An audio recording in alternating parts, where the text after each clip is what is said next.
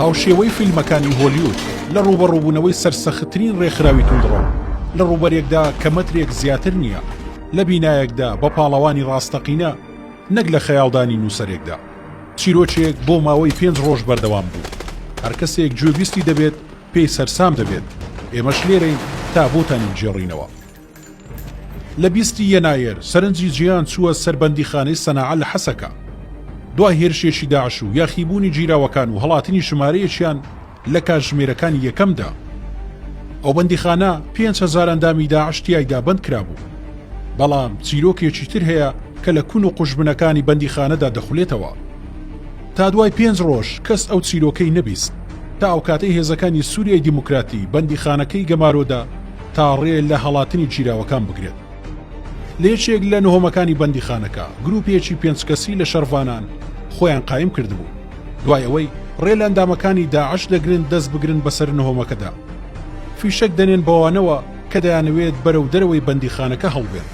بۆ ماوەی 5 ڕۆژی ڕەبەق بێ ئەوەی بخۆن و بخۆنەوە یاخود ساتێک بحەوێنەوە بنون، بێ ئەوەی لەگەڵ هیچ کەسێکدا پەیوەندیان هەبێت، شەڕیان کرد. لەو کاتەدا تا دەهات شەڕەکە لە دەوروبەری بەندیخانەکە گەرم دەبوو. کەس نەیدەزانی گروپێک لەوانەی لە بەندیخانەکەدا گەمارۆدراون لە ناوەوە خەریکی شەڕکردنن لەگەڵ ئەندامەکانی داعشدا. باوەڕمەعیش فەرماندەی گروپە گەمارۆدراوەکە بۆ کەناڵی ڕووناهی ناوچەی دەربارەی ڕووداوەکانی ناو بەندیخانەکە قسە دەکات. ڕۆژا پێنجشەمێ بوو سەعات دووری 7 حتا 8 تەقینی چێ بوو هەندرەی حەبسێ. بە تەقینێرە ئەمشخوا ئەمژی هەندرەی حەبسێ دەبوو غورفامە. مەراهش سیلاحی خۆ ئەزوو چەند هەواڵی خوا بوو. مەراهش سیلاحی خۆم دەرکەتن دەربە شخوا مەرمی هات بەردەری. ئەم نیگاری بووم دەرکەتەنا مە بەرسنتا. یەکی چەتە بەردەری و دەرکەت خواوێت سیلاحام.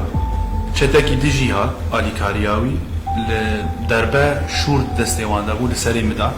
دەرکەتن شخوا سیلاحا هەواڵی عاکف ئەو لورما مە بەرسوا چەتا دەدا مەرمی دەهاتن مە خواستن دقاتی ژێرێ دووەرن مە بگرن مە لور دکوشتن دەربە مە دکوشتن. لێ بەرکی هینە ینی گیهابن دەری پاش دەری دەرباسکردن ئەما مە گەلێک ژێت هەندردە هشتن. دوای 5 ڕۆژ لە شەڕکردن و گەمارودان ئۆتۆمبیلێکی سەربازی گەیشتە گۆڕەپانی بەندیخانەکە. باوەڕ هێمای سەرکەوتن بەرز دەکاتەوە وەک پەیامێک تا فریایان بکەون.